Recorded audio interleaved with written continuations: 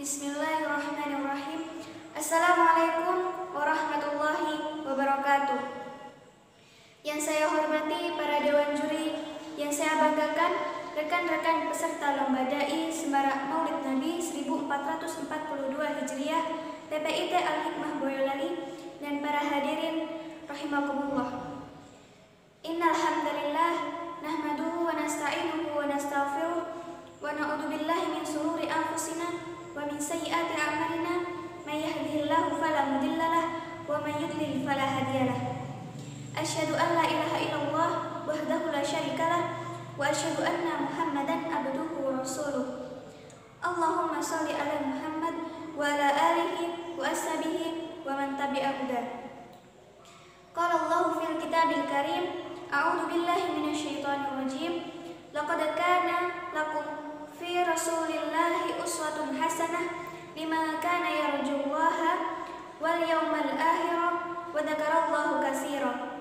Sesungguhnya telah ada pada diri Rasulullah itu suri tauladan yang baik bagimu, yaitu bagi orang yang mengharap rahmat Allah dan kedatangan hari kiamat, dan dia banyak menyebut Allah. Quran Surat Al-Ahzab ayat 21.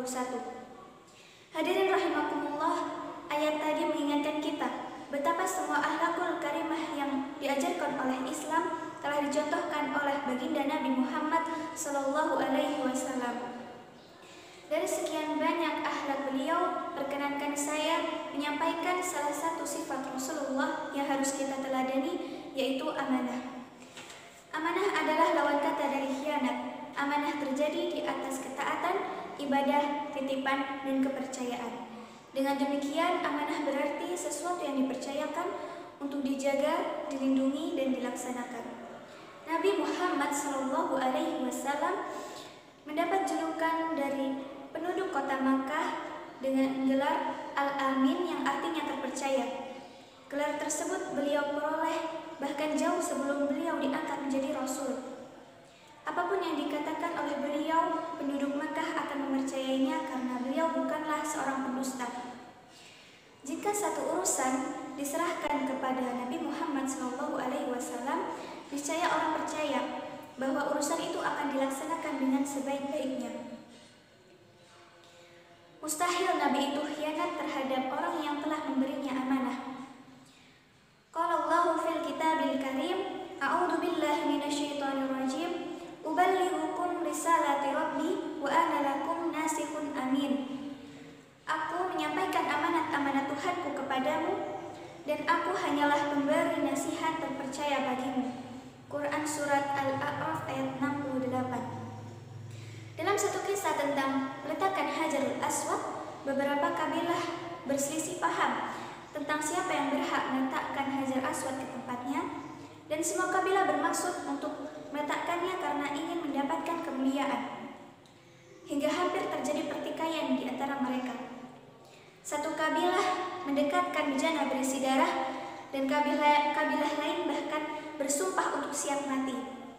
Kondisi menegangkan ini berlangsung hingga beberapa hari, hingga akhirnya tokoh paling sepuh di antara mereka yang bernama Abu Umayyah bin Al-Mughirah Al-Makhzumi mendapat ilham dan berkata, "Wahai Quraisy, jadikanlah seorang yang pertama masuk masjid menemui kalian sebagai penengah di antara kalian."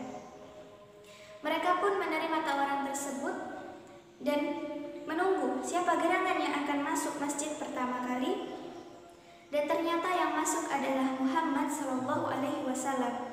Setelah mereka melihat, mereka berkata, "Dia adalah orang yang terpercaya, kami setuju. Dia adalah Muhammad." Kemudian saat Muhammad masuk, mereka menceritakan tentang peletakan Hajar Aswad kepadanya.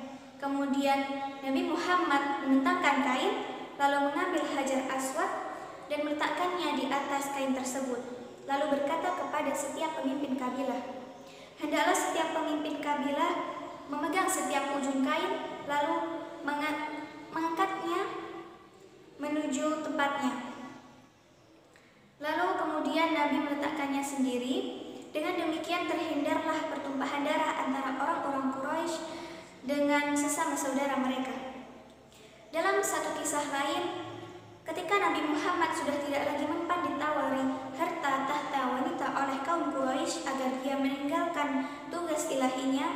menyiarkan agama Islam, kaum Quraisy mendatangi Abu Thalib selaku paman Nabi Muhammad agar membujuk keponakannya untuk berhenti menyebarkan dakwahnya. Lalu apa yang beliau jawab? "Demi Allah, wahai paman, seandainya mereka dapat meletakkan matahari di tangan kananku dan bulan di tangan kiriku agar aku meninggalkan tugas suciku, maka aku tidak akan meninggalkannya sampai Allah memenangkan Islam atau aku hancur karenanya." Meski kaum kafir Quraisy mengancam akan membunuh Nabi, namun Nabi tidak gentar dan tetap melaksanakan amanah yang beliau terima. Hadirin rahimakumullah, di zaman seperti sekarang ini, sifat amanah sudah sangat jarang kita temui. Dahulu, bahkan orang-orang Quraisy yang membenci dakwah Rasulullah berani menitipkan harta benda mereka kepada beliau. Sedemikian besar kepercayaan mereka terhadap Rasulullah yang diberi gelar Al-Amin. Namun sekarang, sedikit persentasenya seseorang mau menitipkan barang berharga mereka terhadap orang yang mereka benci atau yang mereka anggap sebagai musuh. Perilaku amanah Rasulullah inilah yang disebut sebagai kemuliaan yang sesungguhnya, yaitu kemuliaan yang bahkan diakui oleh musuh sekalipun. Maka ketika mendengar huru-hara bahwa para orang kafir berniat untuk membunuh Rasulullah dengan datang ke depan rumahnya membawa pedang di tangannya yang siap untuk menyambar, Rasulullah melancarkan niatnya untuk hijrah dari kota Makkah menuju kota Madinah. Namun sebelum itu Rasulullah memerintahkan kepada Ali bin Abi Thalib untuk mengembalikan harta titipan kepada pemiliknya, orang-orang kafir, pemilik harta tersebut yang ingin membunuh Rasulullah.